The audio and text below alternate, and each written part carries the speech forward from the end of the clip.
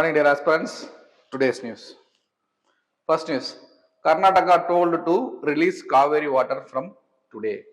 So, Kaveri Water Management Authority வந்து ஒரு direction கொடுத்துருக்காங்க. அந்த டைரக்ஷன்ல 12,000 cusecs குவான்டிட்டி ஆஃப் வாட்டர் வந்து தொடர்ந்து 15 நாளைக்கு ரிலீஸ் பண்ணணும் அப்படின்னு சொல்லி கொடுத்துருக்காங்க. இந்த மாதிரி டைரக்ஷன்ஸ் நிறைய டைம் வந்து நிறைய ட்ரிபியூனல்ஸ் அந்த அத்தாரிட்டிஸ் வந்து ரிலீஸ் பண்ணியிருக்காங்க டைரக்ஷன். அந்த டைரக்ஷனை ஃபாலோ பண்ண மாட்டாங்க கர்நாடகா கவர்மெண்ட். ஸோ நம்ம கர்நாடகாவோட இப்போ ஸ்டேட் என்ன சொல்றாங்கன்னா, அவங்க கர்நாடகாவில் சிவியர் ஹைட்ராலஜிக்கல் ஸ்ட்ரெஸ், தண்ணிக்கு பற்றாக்குறை சிவியரா இருக்கு அப்படின்னு ஸ்டேட்மெண்ட் சொல்லி, அண்ட் அந்த லீகல் எக்ஸ்பர்ட்ஸை வந்து மீட் பண்ணி இதோட மறுபரிசீலனை, இந்த அந்த டைரக்ஷனுக்கு மறுபரிசீலனைக்கு நாங்கள் ஸ்டெப் எடுப்போம்னு சொல்றது கர்நாடகாவோட ஸ்டேட்மெண்ட்.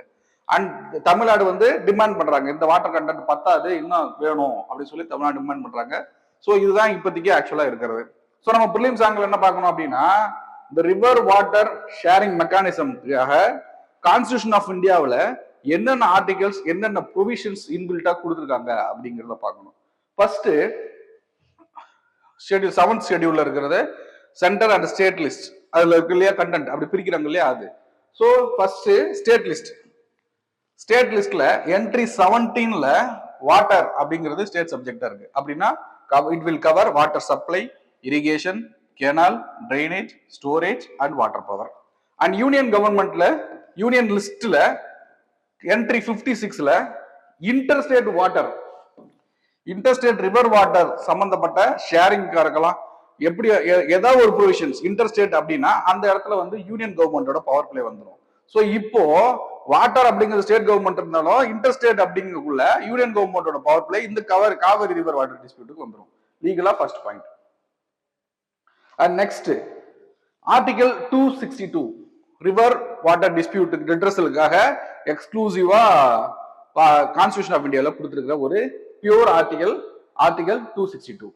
இந்த ஆர்டிகல் என்ன சொல்றாங்க அப்படின்னா, இன்டர்ஸ்டேட் ரிவர் வாட்டர் டிஸ்பியூட்டுக்கு ரெசல்யூஷனுக்கோ இல்ல ஏதோ ஒரு ஸ்டெப் எடுக்கணும் அப்படின்னா union government has the sole authority by law, ஒரு சட்டத்தின் மூலமா தான் தீர்வு காணணும் அப்படின்னு சொல்லி ஆர்டிகல் 262 மென்ஷன் பண்றாங்க. சோ அப்போ அண்டர் திஸ் ஃப்ரேம் ஒர்க் என்ன பண்ணிருக்காங்கன்னா, interstate river water dispute act 1956ல அந்த ஆக்ட் ஒன்னு லேவே பண்றாங்க. அந்த ஆக்ட்ல வந்து ட்ரிபியூனல் கேன் பி மேட் அப்படின்னு சொல்றாங்க. அந்த ட்ரிபியூனல் அப்படிங்கிறது ஒரு ஸ்பெஷலைஸ்டு சிச்சுவேஷனை டீல் பண்றதுக்கு not only the judicial authority, அது மட்டும் இல்லாம அந்த எந்த சிச்சுவேஷனோ அந்த சிச்சுவேஷன்ல எக்ஸ்பர்ட்டா இருக்கிற ஒரு சீனியர் அட்வைசர் சம்திங் ஏதோ எக்ஸ்பர்ட்ஸ் வந்து ஜட்ஜஸா அமர்வுக்கு வைப்பாங்க.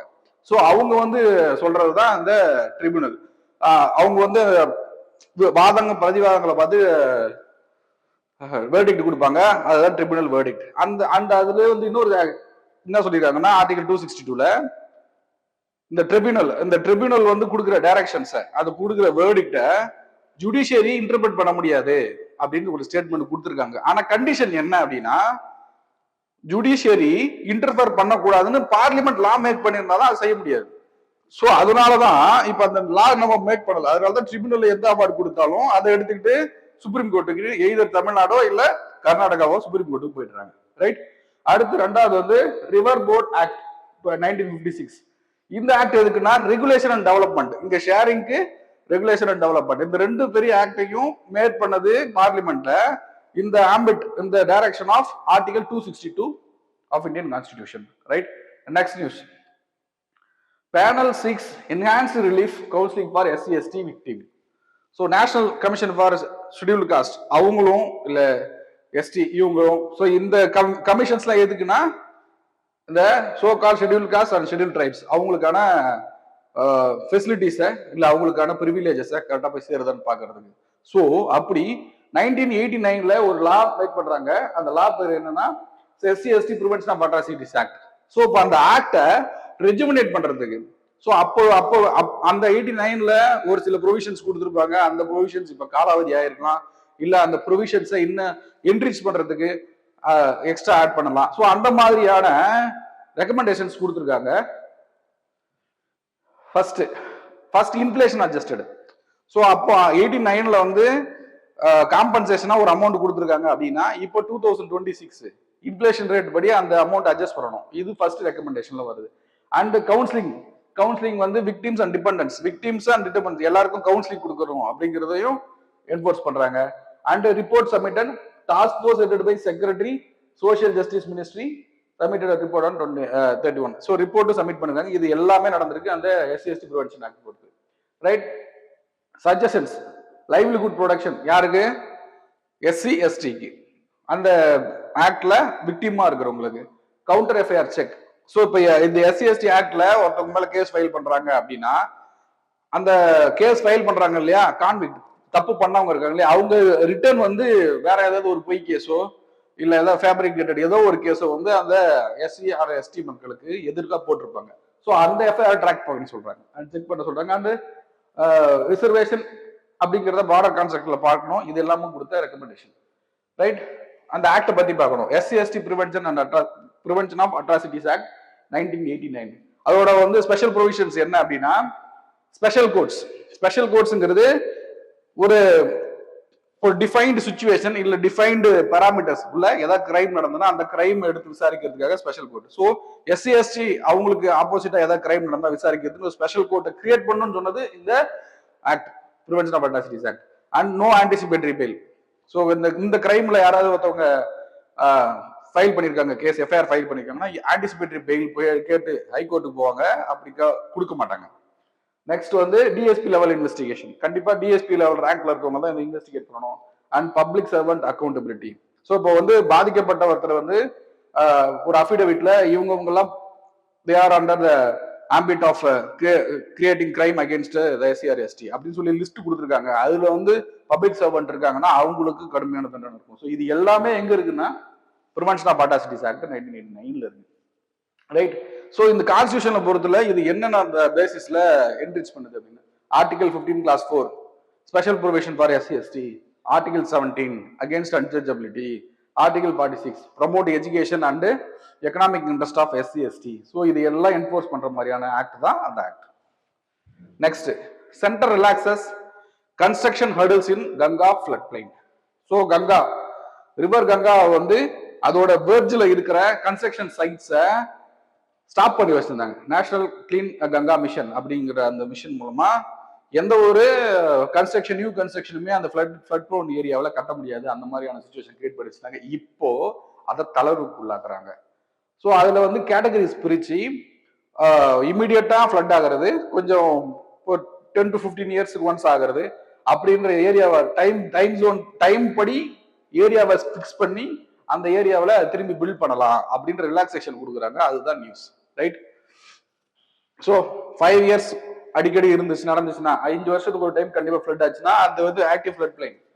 ரெகுலேட்டரி ஜோன்னா 5 to 25 இயர்ஸ்க்கு ஃபிளட் ஆயிடுச்சு, அதுல ஒரு டைம் ஃபிளட் ஆகுதுன்னா regulatory zone. And warning zone 25 to 100 இயர்ஸ்க்கு ஒன்ஸ் தான் ஆகுதுன்னா வார்னிங் ஜோன். ஸோ இப்போ என்னன்னா அந்த ஆக்டிவ் ஃபிளட் பிளைன்ல கன்ஸ்ட்ரக்ஷன் பண்ணக்கூடாது, இந்த 2 இடத்துலயும் கன்ஸ்ட்ரக்ஷன் பண்ணலாம் அப்படின்னு சொல்லி தளர்வுக்கு உள்ளாகி இருக்காங்க. ரைட். நம்ம வந்து prelims angle Ganga framework படிக்கணும். 2016 பொல்யூஷன் அட்ஜஸ்ட்மெண்ட்டுக்கு and protect tributaries and promote sustainable basin management, இதெல்லாம் வந்து objectives of Ganga framework. And institutional structure create பண்ணியிருந்தாங்க அந்த கங்கா ஃப்ரேம் ஒர்க் மூலமா. National Ganga council, national mission for clean Ganga, empowered task force. So இவ்வளவு institution framework create பண்ணி இந்த கங்கா ரிவரை பாதுகாக்கிறதுக்கான plan. Right. Prelims angle Namami Gange programme பத்தி பார்க்கணும். 2011 எஸ்டாப்ளிஷ் பண்றாங்க. அதோட அப்ஜெக்டிவ் என்னன்னா பொல்யூஷன் அபேட்மெண்ட்.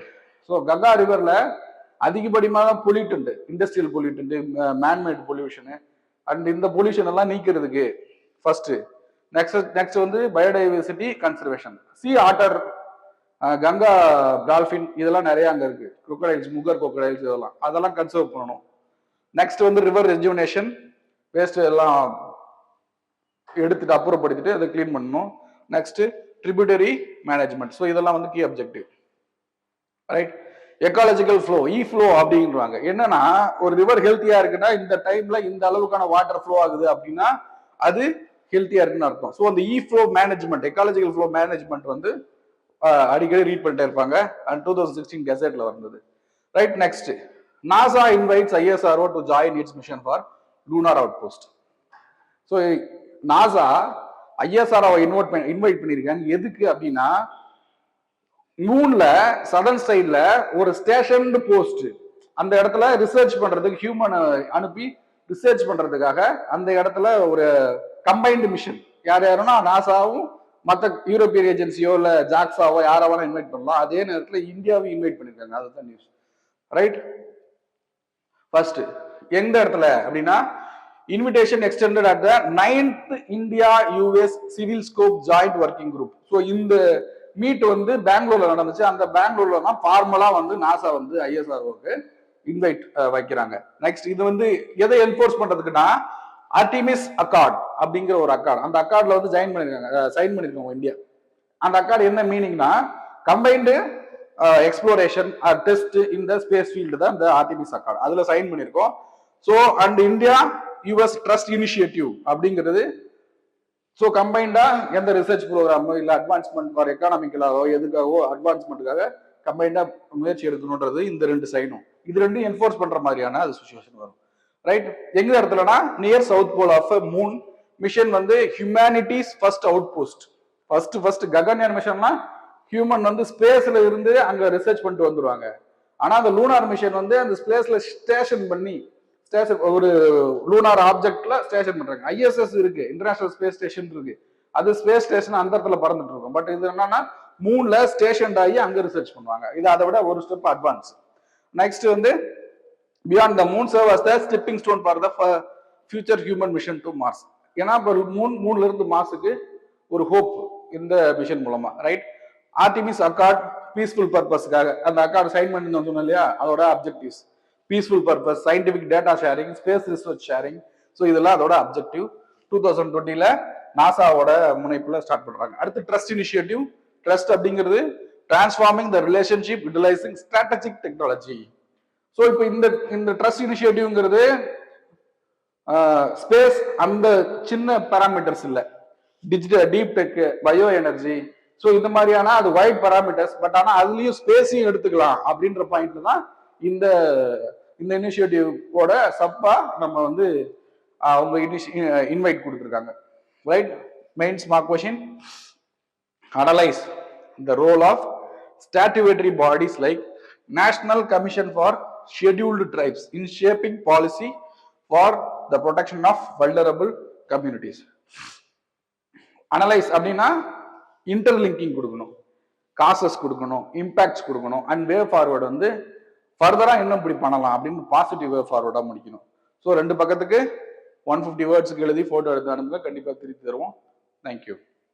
குருஷேத்ரா குருஷேத்ரா குருஷேத்ரா குருஷேத்ரா குருஷேத்ரா குருஷேத்ரா